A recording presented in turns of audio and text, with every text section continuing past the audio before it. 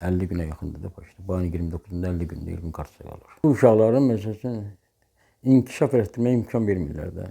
Onlar məsələn elə bir qorxurlar ki, beləncə uşaqlar, gənclər beləncə hərəkətlər eləyirsə, nəsə eləyə bilərlər. Ancaq bunlar həmişə çalışdıqları olub ki, xalqın xeyrinə çalışsınlar. İşçi Masası Həmkarlar İttifaqları Konfederasiyasının üzvü Elvin Mustafayev 2023-cü ilin avqustunda narkotik maddələrin satışında ittiham olunaraq saxlanılıb. 2024-cü il yanvarın 31-də Bakı Ağır Cinayətlər Məhkəməsi onu 3 il müddətinə azadlıqdan məhrum edib. Mayın əvvəllərində Elvin Mustafayev həbsdə olan müxalif siyasətçi Tofiq Yaqubluya və digər siyasi məhbuslara azadlıq tələbi ilə aclıq aksiyasına başlayıb. Bundan sonra o Karsa, yəni cərimə kamerasına salınıb. Müxtəlif səbəblər göstərilərək onun cərimə kamerasına saxlanma müddəti uzadılıb. Hazırda o 2 aya yaxındır ki, cərimə kamerasındadır. Atası Elvin Mustafayevin təqsirsiz olduğunu və həbsdən əvvəlki fəaliyyətinə görə həbs edildiyini bildirir. Elvin haqsız getdi, tutulurlar. O barədə deyirəm, o indiki cinayəti də ya haqsız atırlar onun boynuna.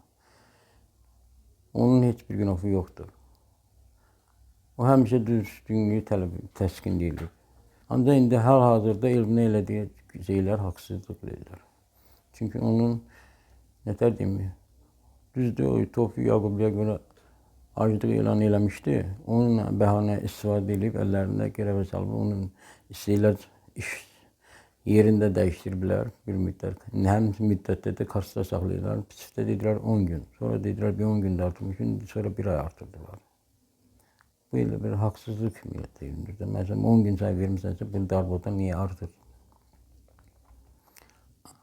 Ancaq indi də şey eləyirlər ki, qərar deyirlər ki, oradan çıxardıb başqa yerdə Qobusuna yollamalıdırlar. Yəni buna elə bir işgəncə kimi verirlər də. Elə fikirləşirəm ki, onun məsələn, nətər deyim sizə, 13-cü kolon rəisinin Elnur sözü ilə elə biləm Mir Salih Seyidovun təşkil edir bu şeyləri. Elvin o vəziyyətə salmağa, Karsda saxlanmanın səbəbləri bulardır. Elvin orada 13-cü şeydi, kolondaydı. O məsələn aclıq etdiyinə görə onu oradan çıxartdılar. Karsda saldılar, oradan da birbaşa 6-cı kolona yollamışlar. Ona elə bir danışa bilməmişik. Çünki bir dəfə zəngilənib, rəisinə xahiş eləmişik. Ancaq görüş verməyib, rəis zəngi, telefon danışma verib. 10 dəqiqə. 10 dəqiqə yox, 3-4 dəqiqə çəkmişdi. Danışımız olub elə. Bala nətərsən, vəziyyət nətərdir? Hə, səhv belə vurub, döyüblər, elə belə deyir. Yox, belə də söhbət işlədi. İndi boyun almadı, bəlkə də. Onda yenə mən inanmıram yenə onlara. Qaldı görüşdə vermirlər ki, məsələn, gedim görüşəm, söhbət elə ki, bu nədir, nə tərə oldu. Elvini onlar ancaq Qobusuna götürmələr otur, məqsədlər otur, yəni Elvinə elə bir cəza kimi verirlər. Rəislə əlaqə saxlaya bildik, o da içəridə yox, çöldə saxladıq. Görüşüm çöldə oldu. Prosedur ki, Elvin belə uşaq deyil, 6-cı kolonda rəisi mənə, o dedi ki, Elvin belə uşaq deyil, Elvin sakit oturub belə falan. Nədənsə nə bilim bunlar, ancaq onları şübhələnəm 13-cü kolonun misali. 2 aydan yuxarıda biz Elvinlə görüşəməmişik. Və yəni bir müddət mən getmədim, uşaqlar getdi. Ondan sonra da görüşə bilməmişik. Ondan sonra məsələn orada qaldı, oradan da gəldi, 50 günə yaxındır da başda. Bu ayın 29'unda 50 gündə Elvin karşıya qalır. Elvin ancaq o cəzaya layiq deyirdim.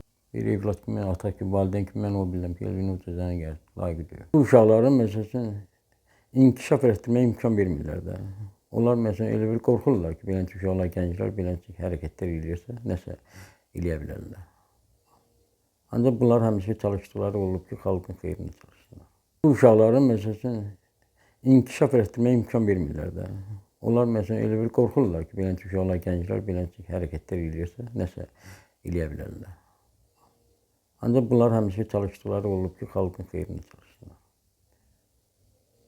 Məsələn, Elvin həmişə çalışıb ki, özündən şey eləyir. Arada məsələn, biz deyirik belə, mən deyirəm ki, aradan biz maması söz olmasın, deyirik ki, abala niyə eləyirsən? Deyir, mən özüm üçün çalışmıyorum ki.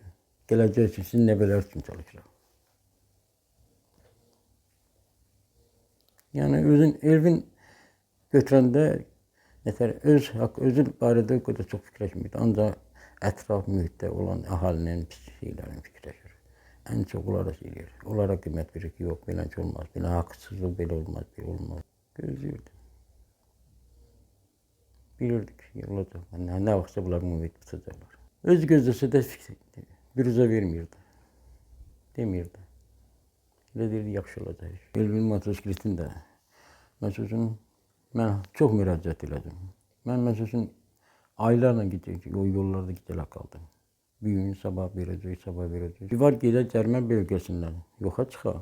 Bir də var polis idarəsində cərmə bölgəsindən gedməmiş motosiklet polis idarəsinin həyətindən yoxa çıxdı. Cərmə bölgəsindən gedilmədi bu motosiklet. Elə oradan yoxa çıxıldı. Dedilər, yoxdur, tapa bilmirik. Flankes aparıb, görükməyir. Məzuniyyətdədir. Bir 10 gün gözlə məzuniyyətdən gəlsin, cavab verəcək. Falan kəs belə deyildi. Belə fırlatdılar. Axırda da məsələn deyirlər ki, motosikletin sənədini gətir. Motosikletin də sənədi Elvinin sumkası deyil. Sənədi qarşı motosiklet. Hamısı gitmişdir. Bu həbslərin səbəbi ancaq kimsə baş qaldırıb öz sözünü deyirsə, xalqın tərəfini saxlayırsa, onları ancaq. Yəni azadlığı yoxdur da. Vermirlər. Azadlıq sözü haqqında danışanlar hamısını tutub həbs edir. Niyə başqalarını tutmurlar? Kimsə haqqını tələb edəndə, kiminsə haqqını tələb edəndə onları tuturlar. Kimsə xalqın xeyrini danışırsa onları həbs edirlər.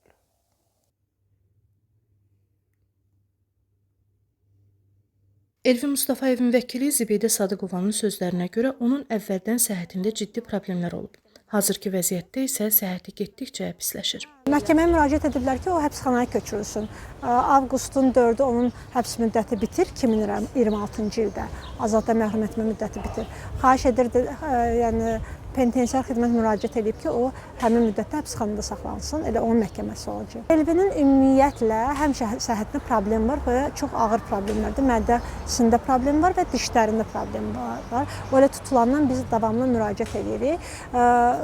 Bu 6 sayda görüşəndə də yəni problemlər qalır. Bilirsiniz, adam azadlıqda olanda özü həkimə gedir, qidasına nəzarət eləyir, nə bilim lazım olan digər hərəkətləri eləyir və öz səhhətini həmişə belə səviyyədə saxlaya bilir. Amma həbsxana rejimində olanda, yəni belə deyim, cəza çəkmə müəssisəsində və təcridxanada olanda qapalı şəraitdə adam özünü belə deyim də öz səhhətinə nəzarət edə bilmir. Həm qapalı şəraitdə, həm yeyib içməyinə diqqət edə bilmir, həm stres, həyəcan olur. Mədə xəstəliyi də stres, həyəcan da daha güclənir də. Və qapalı olduğuna görə tez immunitetləri aşağı düşür, tez xəstələnə bilirlər. Ona görə getdikcə pisləşir.